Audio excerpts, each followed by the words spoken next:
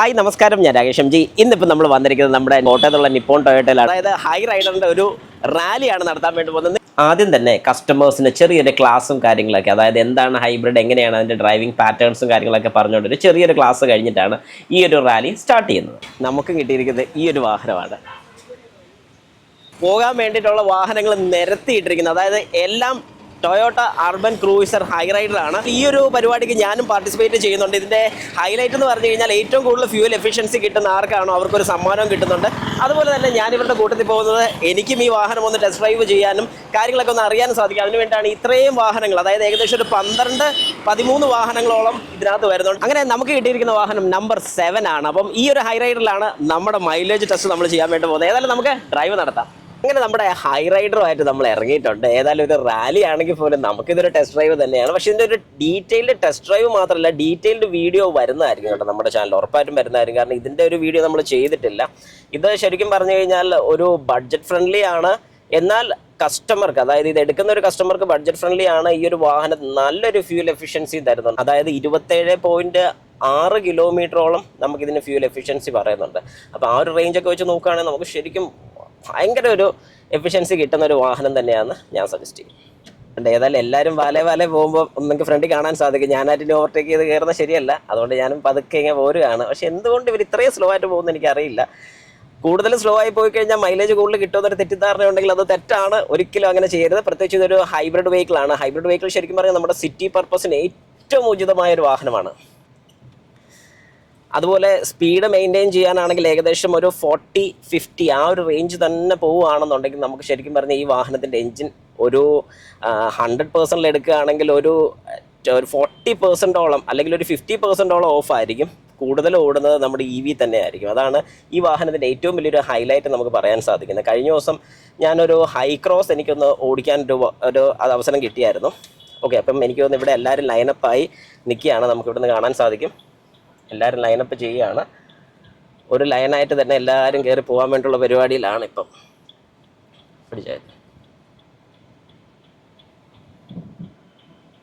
ഈ വാഹനം ഞാൻ എടുത്ത സമയത്ത് എനിക്ക് ഏറെക്കുറെ മൈലേജ് കിട്ടിക്കൊണ്ടിരുന്ന ഒരു 6 ആയിരുന്നു.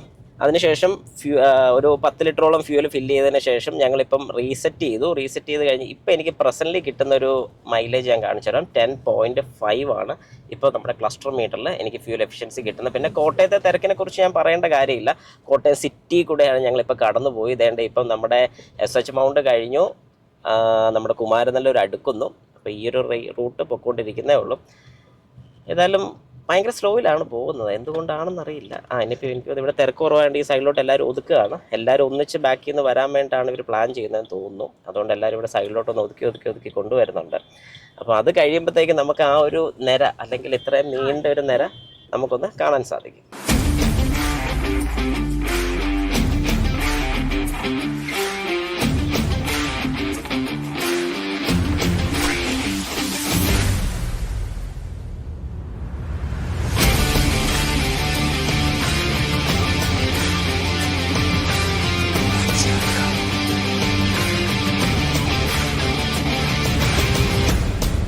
അങ്ങനെ നമ്മുടെ കോട്ടയം മണിപ്പുഴ എന്ന നേരെ നമ്മൾ ഏറ്റുമാനൂരിലെ ടൊയോട്ടയുടെ ഷോറൂം വരെ വന്നിരിക്കുകയാണ്. ഏകദേശം ഒരു 16 കിലോമീറ്ററോളം നമ്മളിപ്പോൾ ഒരു ഡ്രൈവ് നടത്തിയിട്ടുണ്ട്. എനിക്ക് കിട്ടിയ ഒരു മൈലേജ് എന്ന് പറഞ്ഞാൽ 13.6 ആണ്. നല്ല കിടുക്കം ബ്ലോക്കായിരുന്നു. കാരണം നമ്മുടെ കോട്ടയത്താണെങ്കിൽ തന്നെ നമ്മുടെ തിരുനക്കരയുടെ ഉത്സവമൊക്കെ നടക്കുന്നുള്ളതുകൊണ്ട് അതിൻ്റെ തിരക്കും കാര്യങ്ങളൊക്കെ കാരണം ഒരു രക്ഷയില്ല. എന്നാലും ഇത്രയും ഹെവി ട്രാഫിക് കൂടെ ഓടിച്ചിട്ടുണ്ട്. ഏകദേശം 13.6 കിട്ടി. പിന്നെ റാലി ആയതുകൊണ്ട് നിർത്തിയാണ് നമ്മളെല്ലാം പോയത്.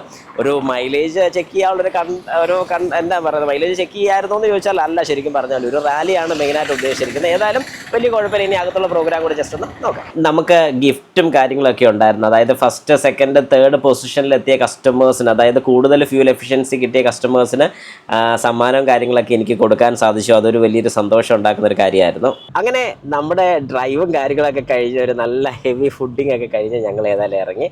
ഏതായാലും എനിക്ക് ഈ പരിപാടി ഭയങ്കര ഇഷ്ടപ്പെട്ടു. ശരിക്കും പറഞ്ഞു കഴിഞ്ഞാൽ ഇത് കസ്റ്റമേഴ്സിനും കുറച്ചുകൂടെ ഒരു എന്താ പറയുക, ഒരു സന്തോഷം തോന്നി കാണിക്കാനും പിന്നെ ഓൾ റൗണ്ട് ഇതൊരു പ്രൊമോഷൻ തന്നെയാണ്, ഇല്ലെന്ന് പറയാൻ പറ്റില്ല. വേറെ ഒന്നും കൊണ്ടല്ല, കാരണം കസ്റ്റമേഴ്സ് വരുമ്പോൾ കസ്റ്റമേഴ്സിൻ്റെ വാഹനത്തിലുള്ള ഫ്യൂവൽ ഇത് ഡ്രൈവ് കഴിഞ്ഞിട്ടും അതിനുള്ള ഫ്യൂവൽ എക്സ്പെൻസും കിട്ടുന്നുണ്ട്.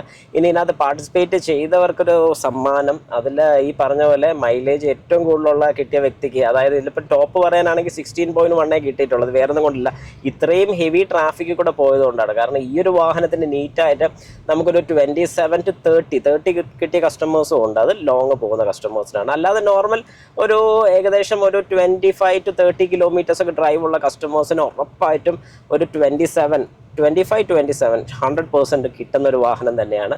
നല്ല ഹെവി ട്രാഫിക് ആയിരുന്നു. ഞങ്ങൾ ശരിക്കും പറഞ്ഞു കഴിഞ്ഞാൽ ഈ ഒരു റാലി എന്നുള്ള രീതിക്ക് എല്ലാവരും ഒന്നിച്ചു പോവുക എന്നുള്ളൊരു ലക്ഷ്യം കൊണ്ടാണ് കുറച്ചൊരു ഡിലേ വന്നു പോയെന്ന് എനിക്ക് തോന്നിയിട്ടുണ്ട്. ഏതായാലും ഓൾറൗണ്ട് അടിപൊളിയായിരുന്നു. പിന്നെ ഈ പറഞ്ഞ 3 പേർക്ക് സമ്മാനം കൊടുക്കാനുള്ളൊരു അവസരം കിട്ടി, അതിലും എനിക്കൊരു സന്തോഷം തോന്നി.